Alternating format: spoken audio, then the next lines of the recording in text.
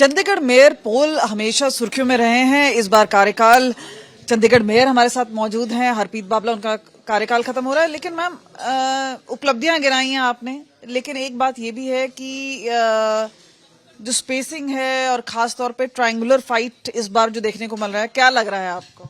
Ma'am, जैसे no doubt about it कि BJP अपना महापौर बनाएगी। यहाँ मैं ये भी कह सकती हूँ दावे से कि सीनियर डिप्टी मेयर और डिप्टी मेयर की पोस्ट भी बीजेपी के खाते में जाने वाली है। क्योंकि इस बार शो ऑफ हैंड्स भी है और बात की जा रही है। आपको क्या लग रहा है कि यू टर्न क्यों हुआ?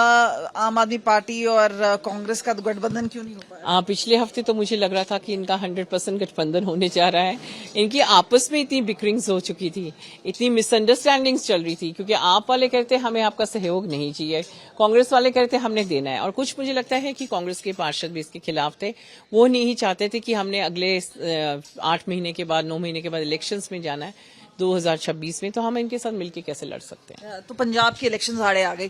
लेकिन अगर हम बात करें मनीष तिवारी का, उनके साथ, क्योंकि वो मेंबर ऑफ पार्लियामेंट हैं, आप मेयर हैं, तो क्या तालमेल रहा? किस तरह का सहयोग रहा?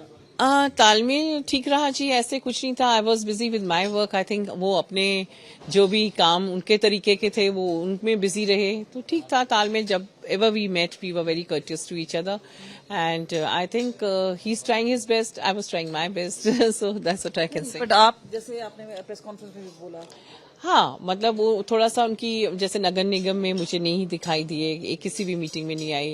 एंड मैं समझती हूँ कि उनको भी एक कॉन्फ्रेंस करनी चाहिए थी या मीडिया वालों से बात करनी चाहिए थी कि हाँ चंडीगढ़ शहर को फंड्स नहीं मिल रहे, तो उसमें मेरी उनके साथ कोई बातचीत नहीं हुई regarding funds for the city. क्योंकि बीच में एक बार झड़प भी हुआ था, तब भी बात आ रही थी कि वो मिसिंग इन एक्शन है। वो तो खैर between the councillors they were talking about it. पर हाँ, I think if you are given a responsibility you better attend the meetings, that is more important than anything else. एक और बड़ा मुद्दा जो बनकर आया है वो है जो सीजीआई ने जिसके ऊपर कमेंट किया है, वो सुखना लेक है कि सुखना से कुड़ता जा रहा है, कितना उसको बर्बाद होगा। तो आप एज अ मेयर कैसे देखती हैं? I think that natural beauty of the Sukna Lake should never be at any cost. We cannot give it up. It's one of the most beautiful features of our city, beautiful. And a lot of people have come down with a lot of illegal construction in and around that area. And I think that's absolutely a eco-sensitive zone, and we should avoid it. आने वाले time के लिए सौरभ जोशी के लिए क्या बोलना चाहेंगे? Funds, खास तौर पे पार्किंग से आप बोल रहे हैं फंड आएंगे, उस सब के बारे में। Saurabh Joshi is a lawyer. He's got a great vision, and I'm sure he's going to perform even better than me, and he's going to do a wonderful job. Parking वाली जो बात थी, हाँ मैम, अभी पार्किंग का 27 तारीख को आपको पूरी डिटेल दे देंगे। I am going to issue the first pass to the residents of Chandigarh. तो खास तौर पे कहते हैं नॉन कंट्रोवर्शियल टेन्योर रहा, लेकिन इलेक्शंस अब आने वाली हैं और उस वजह से सारी निगाहें रहेंगी एक ट्रायंगुलर कॉन्टेस्ट में।